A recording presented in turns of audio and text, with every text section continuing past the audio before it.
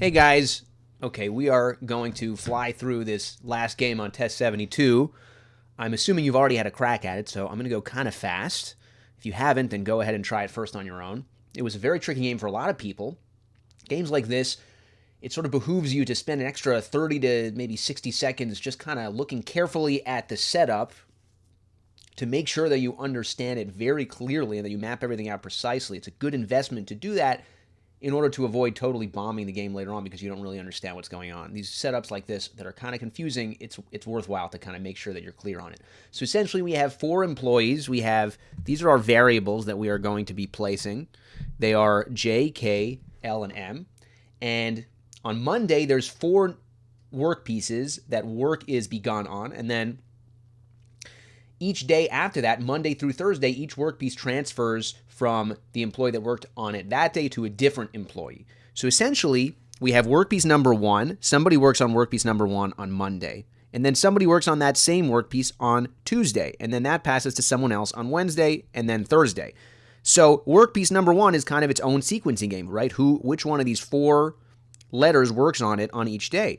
And then workpiece number 2 kind of is another sequencing game of its own. So it's kind of like 4 sequencing games stacked on top of each other. Now, how did I know to make the days go left to right, Monday, Tuesday, Wednesday, Thursday? Because whenever there's sequence involved, right, you have these multi-layer games that could be theoretically mapped out in different ways. But whenever there's sequence earlier to later, I'm always going to do left to right because that's how we typically do things on the LSAT. In logic games, we go from left to right when we're dealing with earlier to later, chronologically. And I think that's a very intuitive way of doing it. So we have workpiece number 1, workpiece number 2, and then each row is a different workpiece. Now, let's look very carefully at the parameters here. Do all the letters have to be used in every row, for example, or in every column? So let's look very carefully at this paragraph because there's 1 or 2 pieces of information that we do need to take with us.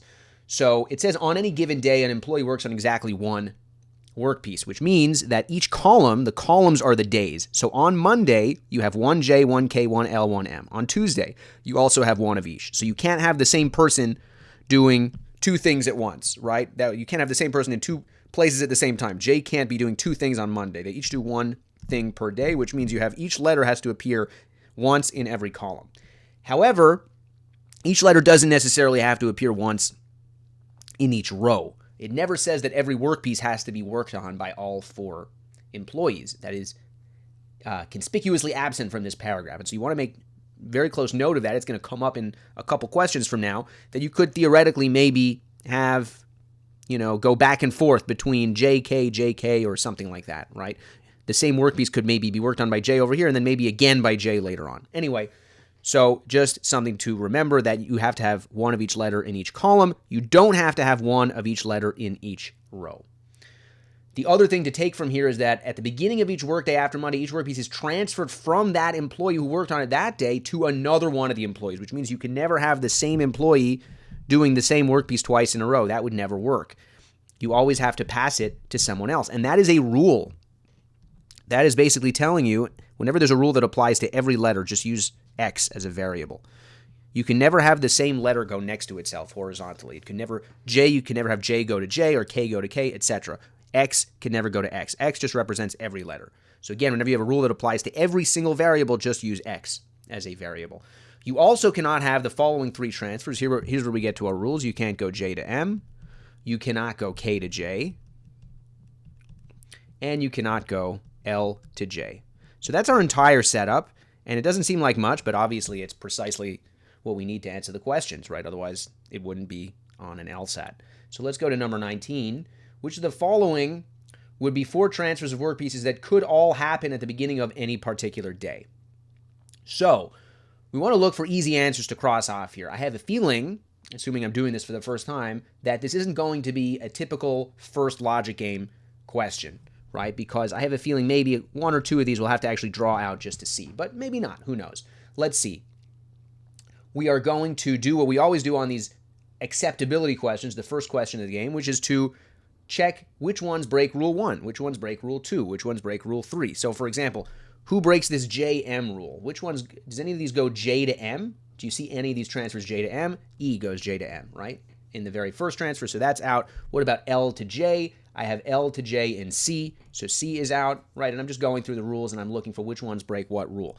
KJ, does K ever go to J? Very clearly in D, K goes to J, right? And we are left with A and B, neither one of which make any kind of forbidden transfer. So what do you do at this point? Do you freak out? Do you have a panic attack? Maybe.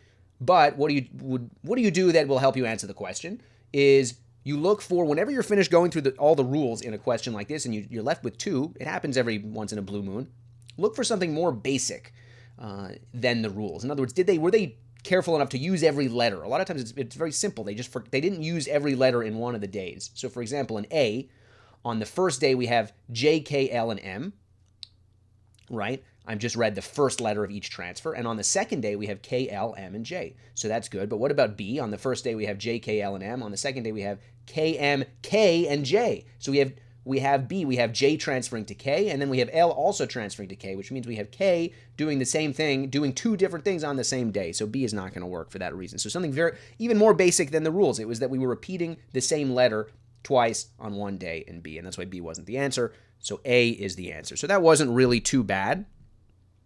I know I talked a lot as we were working through it, but really it wasn't the type of question that would take that long.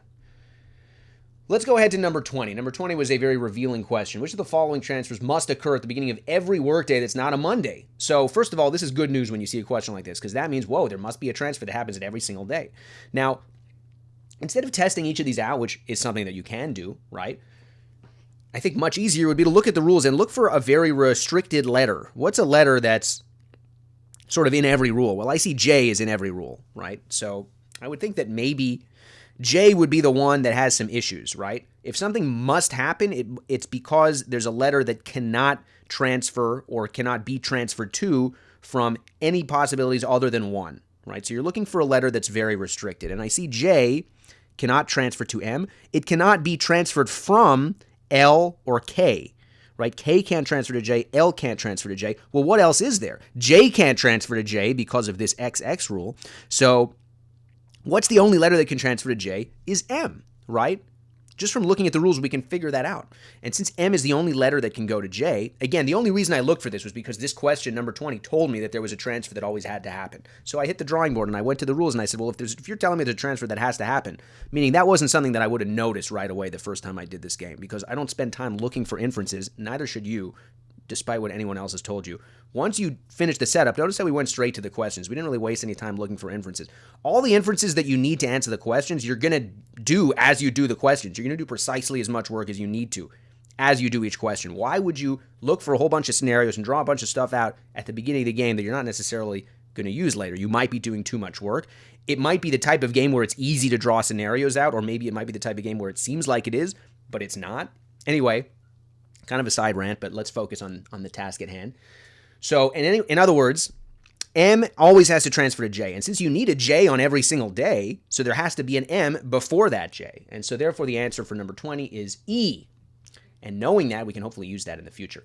Number 21, if one workpiece, so if one row, any one of these four rows, is worked on by only 2 of the 4 employees in the course of an entire week. So that means they're going to pass it back and forth, right? Because you obviously can't go something like, J, J, L, L, right? You can't have the same thing passed to itself. So if you're going to have 2 employees work on the same workpiece, they're going to have to pass it back and forth. It's going to have to be like a checkered pattern. So some of these you can cross off because, for example, J and K can't pass to J. So that's not going to work. You have to have 2 letters where they can both pass to each other, right? So A and B explicitly break a rule, right? So they are a problem. So we're left with C, D, and E. Now, what did we just say? We said that every M has to pass to a J. If you did D, for example, let's say KM, KM, so that wouldn't directly break a rule, right? Or I could have done MK, MK. It doesn't really matter. But we just said that M always has to pass to a J. That is something that we should remember because that's a very valuable piece of information. And remember, there's going to be 4 other workpieces on this theoretical day, right? And J is going to have to go somewhere, let's say, in this column, let's say there. Who's going to go there? You've already sort of used up your M. Since M always has to go to J, there's only 1 M on each day, so you've sort of wasted M on something else. If M is passing to K, that's not going to work. And so therefore, D and E are problematic because you can't have M ever going to K, you can't have M ever going to L because M must only go to J.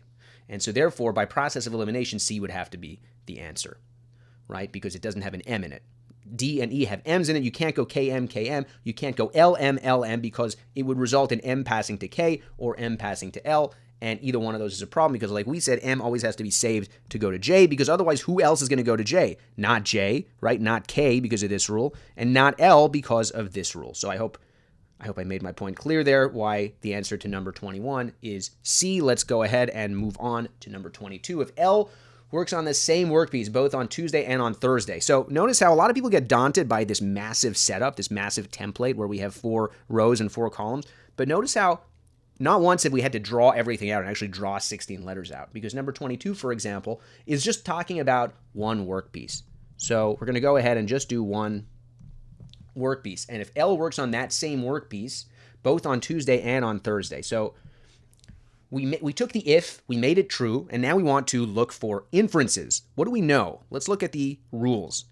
So what do we know can or cannot go on these other 2 days? Well, let's see. This first day could theoretically be a K or a J, right? It just can't be an L, but anyone else can pass to L. So there's no rule prohibiting anything about that spot. What about this third spot, this Wednesday spot? Well, it can't be J, because that would break this rule. L cannot pass to a J. L obviously cannot pass to an L. That only leaves M and K, right?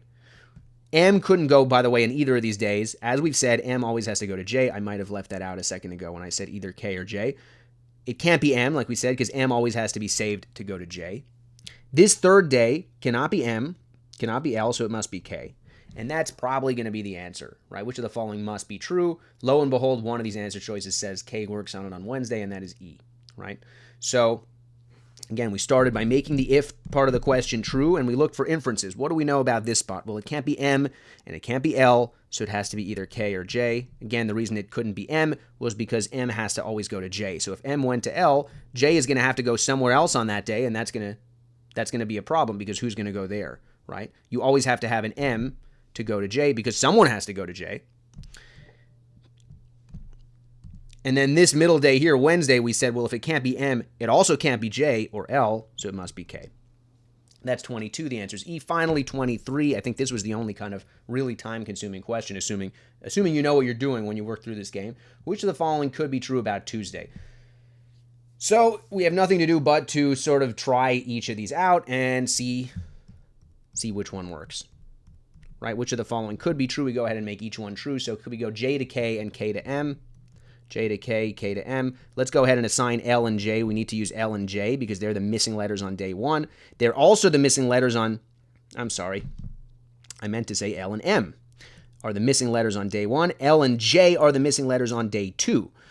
The L would have to go, the L couldn't go in either one. The J would have to go, this is a problem, right? It's not going to work because I can't put the L next to the L. The L would have to go there, but then I'm left with the J, and either way, it's not going to work. And so A is not the answer. We can go ahead and just jump to the next one. What about B? Transfer from J to L and L to M.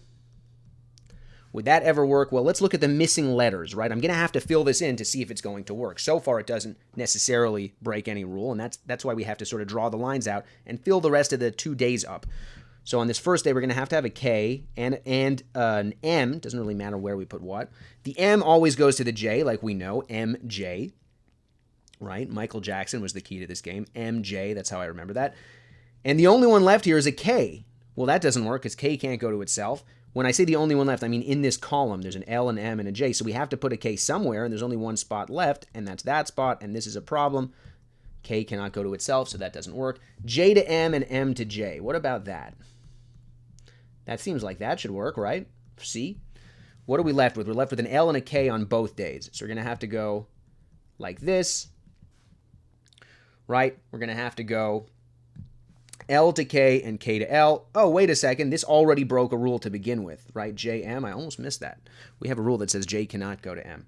And so therefore C is not the answer. Let's go on to D. 1, 2, 3, 4, 5, 6, 7, 8. D transfer from K to L and L to K. Well, we already kind of just did that because if we go K to L and L to K, then that's the other half of C, right? So we're going to have to go M to J and J to M. That doesn't work because of this rule. So excellent. Good job. We found the answer. It's E. We don't really have to do it, but let's do it anyway because we're having so much fun. K to L and L to M. What are we missing on Monday? J and M. M always goes to J. The only one missing here is K in this second column, and J can go to K. That's fine. So E is your answer. So as you can see, there really wasn't that much physical work to do on this game. There wasn't that much drawing on the page. I know I did a couple things that I erased, but mostly they were just very small little notes, annotations. There wasn't really that much. In terms of testing scenarios out, there's really just 23. And if you kind of knew how to test each one out efficiently, then it didn't really take that long. So this game really, as long as you're thinking clearly, it could be much easier than it may have been for you. But that's okay because everybody has trouble with it. So hopefully this was helpful. Shoot me a message. Shoot me a little note, a comment. If it was helpful, like the video, subscribe, and definitely be sure to, for thousands more explanations of official LSAT questions, go to masterlsat.com.